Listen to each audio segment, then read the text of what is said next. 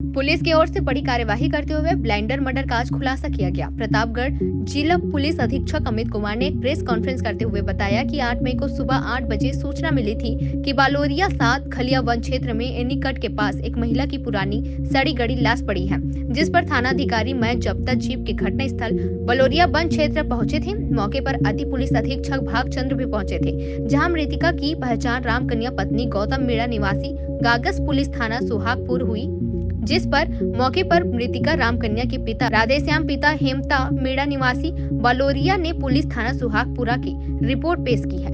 प्रतापगढ़ से दिलीप सेन की रिपोर्ट। 8 तारीख को एक रामकन्या नाम की महिला का मृत शरीर प्राप्त हुआ। जो मौके के आलमात थे उसको देखने से लग रहा था कि मर्डर हुआ। मर्डर की धाराओं में मुकदमा दर्ज किया गया तुरंत। उसके बाद में बोर्ड से पोस्टमार्टम कराने के बाद में अग्रिम प्रक्रिया शुरू की गई।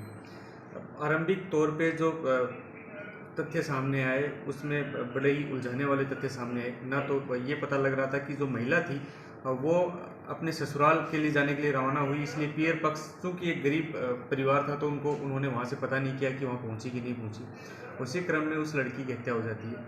उसके बाद में जब अग्रिम पूछताछ की गई और मानवीय सूचना प्राप्त हुई कि उसमें कोई एक व्यक्ति था श्रवण करके, जिसका उस महिला से अफेयर जैसे तथ्य भी सामने आए। उसने कोई चांदी के सामान जो उस महिला ने पहना हुआ था उसको लेने के चक्कर में उसकी हत्या कर दी। उसके बाद में जो सालमगढ़ एसएचओ है, सुहागपुर एसएचओ है, इनको जो मानवीय सूचना प्राप्त हुई उसमें ये तथ्य प्राप्त हुआ कि उस व्यक्ति का कोई मोबाइल गिरवी रखा हुआ था, वो उसने छुड़वाया और उसे अपने बर्थडे पार्टी की। तो कहीं ना कहीं पुलिस के सामने ये तथ्य आया कि अब उस व्यक्ति की जो एक अचानक से गरीबी की स्थिति में इस तरह पार्टी वो अचानक क्यों कर रहा था, उसके लिए पैसे कहाँ से आए। उस आरोपी का मृतका के परिवार से भी चूँकि अच्छा खासा संबंध था, मजदूरी करने साथ जाते थे, तो उसने उसके परिवार को भी गुमराह करके रखा।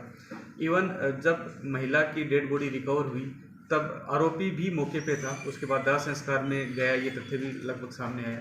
बार बार पुलिस पार्टी और घर पे भी वो आना जाना लगा रहा ताकि उस पर कोई संदेह ना करे। लेकिन जो एसएचओज़ की जो ग्राउंड की रिपोर्ट जिसमें मानवीय सूचना प्लस उस व्यक्ति के जो खर्चे बढ़े, उसमें लगातार प्रयास करके और फिर उन तथ्यों का मर्डर में लिप्त होने के जो तथ्य प्राप्त हुए उसके बाद में उसको अरेस्ट किया गया। इस तरह एक ब्लाइंड मर्डर को खोलकर और निश्चित ही पुलिस ने एक बेहतरीन कार्य किया है। इससे सिद्ध होता है कि अपराध जो है वो कोई व्यक्ति कहीं भी कर दे, अपराध का तथ्य छुपाया नहीं जा सकता और आपराधिक कृत्य का सामने आना सुनिश्चित है।